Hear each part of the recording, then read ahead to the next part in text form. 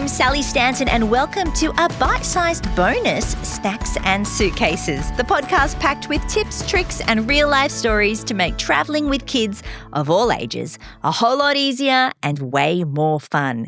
And today it's all about the charming town of Nara and tummy troubles in Japan. Mom, can I pack all my teddies? Okay, let's get started.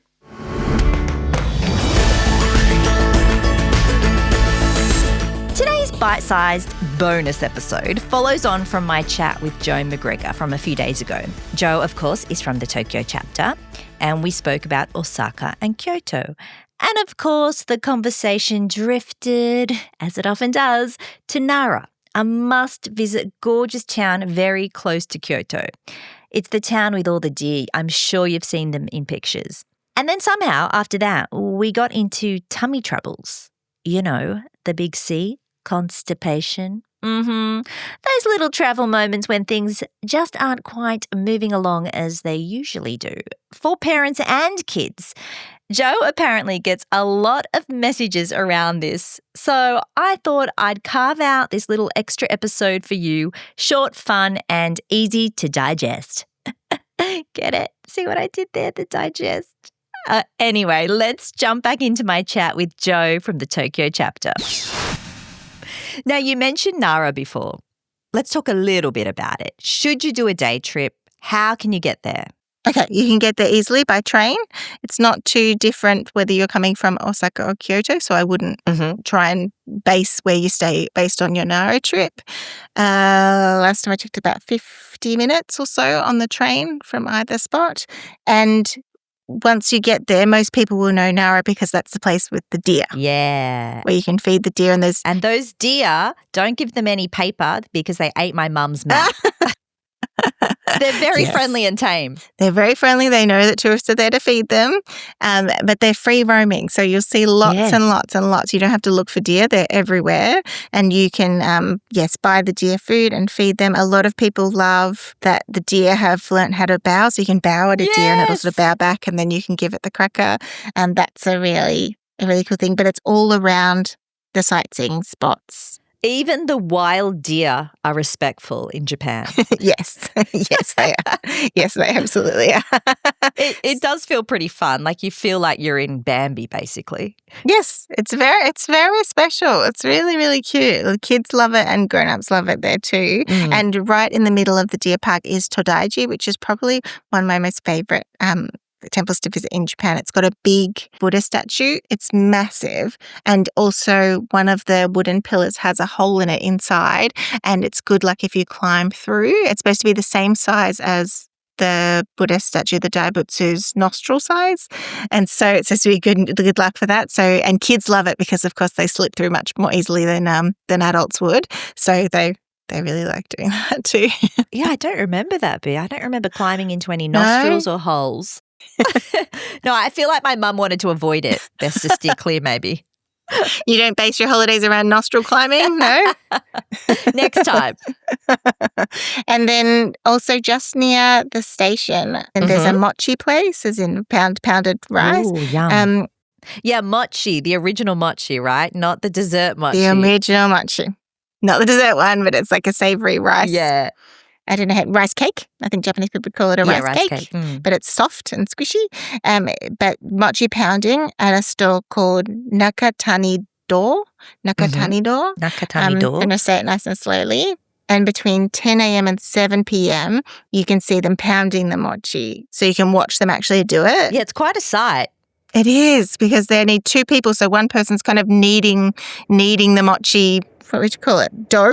I guess mochi dough, while the other one's sort of hammering, and they have to work together because if the guy moving the dough didn't move at the right time, he'd get his fingers hammered. So they sort of have to work together and they sort of sing a song and count loudly together. It's very cool. The polite thing to do is if you're watching is to buy some mochi to eat, of course. These people are not doing it for free, but it's only 130 yen to buy some mochi to try. So That's very reasonable. And then my other one is just 8 minutes walk from Kintetsu Nara station. So there's two stations in Nara, not too far away. There's the JR Nara and the Kintetsu Nara. It doesn't matter which one you come into. You're all in the Nara area. But 8 minutes walk from Nara is a lovely big cafe that has lots of green salads and a lot of gluten-free foods, a lot of vegan options. It's called Big Mountain Cafe and Farm. Big Mountain Cafe and Farm. It's beautiful. Aussies really complain about the lack of fresh veggies available. I just don't think they're looking in the right place though. Also, I think veggies can look very different in Japan depending on the season. So I agree. I also have a lot of messages from people saying we just need to get some veggies into kids. Let me do a reframe. Japanese people, as we know, live a long time and they live very healthily. So they're doing it right. And Japanese people really use seasonal products. So if you're there in winter, you'll get a lot of root vegetables. But it always amazed me because I would say, I'd love to eat this vegetable. And everyone's like, it's not that season until next time. It's a lovely way of thinking. So you eat with the season when you're eating traditional Japanese food, but it won't look like a green salad. So you will have to go and look for it. And if it's really important to you, maybe you can look into one of those apartment-style hotels that has a little kitchenette. Or there are always salads in the convenience stores, little salads with corn tuna salad, that sort of thing. And then also that's another reason why I really like these sukiyaki restaurants with the all-you-can-eat veggies and salad, because you can put them in your pot or you can have them on the side. It's a good way to get greens into kids. Of course. Yes. You're going to call me crazy, Jo, but wherever I go in the world, I visit the local supermarket and actually take a carrot peeler with me from home. Mm-hmm. Same. When I travel, I have the best carrot peeler. I actually bought it in America because we didn't have one in our Airbnb that worked properly. And my daughter loves carrots. That's her favourite vegetable. She'll eat them in any country in the world. And I need a good peeler. So I always just go and buy a carrot, peel it with my amazing peeler, slice it up. I've always got a vegetable there. Oh, we're so nerdy alike, Sally is saying. When I would travel from Tokyo to Kyoto with my kids when they were a bit smaller and I was trying to get veggies, I would also travel with a little hand blender so I could make a soup. So I'd buy like an onion, a potato and let's say carrots, and then I could blend it to make it like a nice soup for kids with a little bit of chicken stock or something like that to make sure. But yes, it is. It's a reframe of the mind in terms of veggies, but you can have colourful salads. You'll just have to look a little bit harder. Yes, You'll have to look a little bit harder and it won't necessarily jump out at you. So you'll have to look for cafes that have a side salad. There's a lot of the places that have all you can eat salad, and then bring from home if it's really important to you or maybe you're getting a few days in.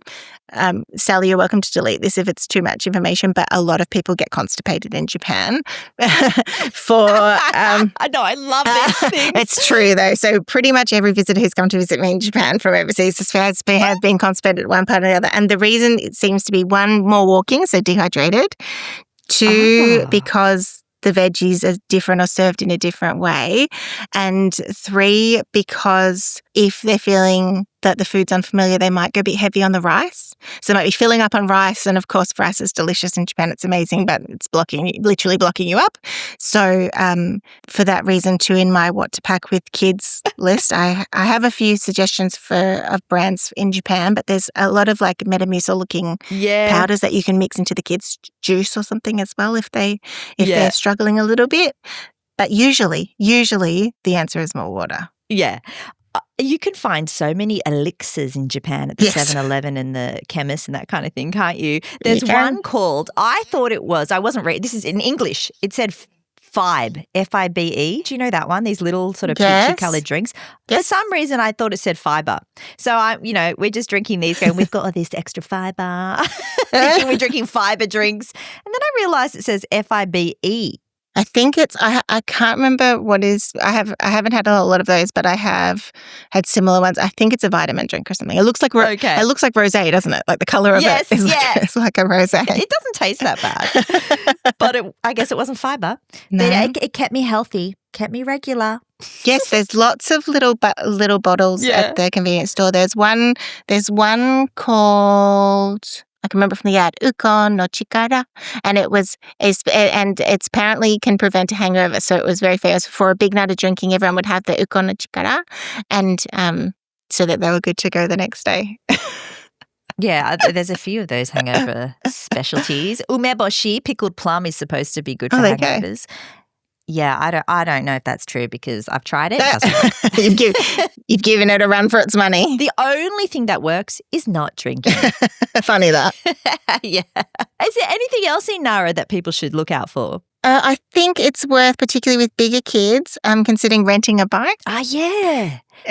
Nara's quite spread out, but it's very scenic. And once you're away from the deer park, you will feel a bit more like you're in a country town. So it's a really nice place to explore on a bike. So whether you've got a baby sitting on the back of the bike, or not a baby, but a toddler sitting on the back of the bike with a helmet on, or kids who are old enough to get themselves around, that's a good option. If not, then this is a place you'll definitely need a stroller. It's a day on your feet when you're in Nara. So you'll need a stroller to help you get through the day. Okay, great tips. Have you got any last words of advice for Kyoto, Nara, even Osaka? I do, but it's a bit rogue. I also recommend thinking about Kobe. Oh yes, that's right. You did say you like Kobe, and thinking Kobe and thinking about Himeji. Kobe is the place that I've lived my longest in Japan, and how cool to go to Kobe. Is very close to Osaka and Kyoto, but closer to Osaka. And you can go to Kobe for lunch and have Kobe beef in Kobe. So that's something to think about. Yum.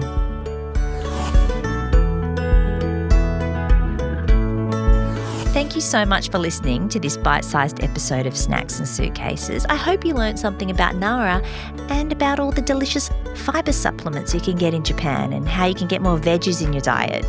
If you missed Jo's earlier chat on Osaka and Japan, be sure to have a listen to that one too. In fact, there are 5 episodes with Jo, including this one. So do a quick search on Snacks and Suitcases and all your Japanese questions should be answered. If not, get in touch with me or Jo. I'll include all the information, all the contact details in the show notes.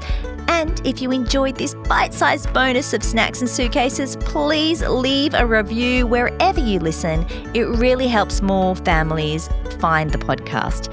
Subscribe to the pod, send it to your fellow adventurers, and until next time, happy travels. And don't forget the snacks.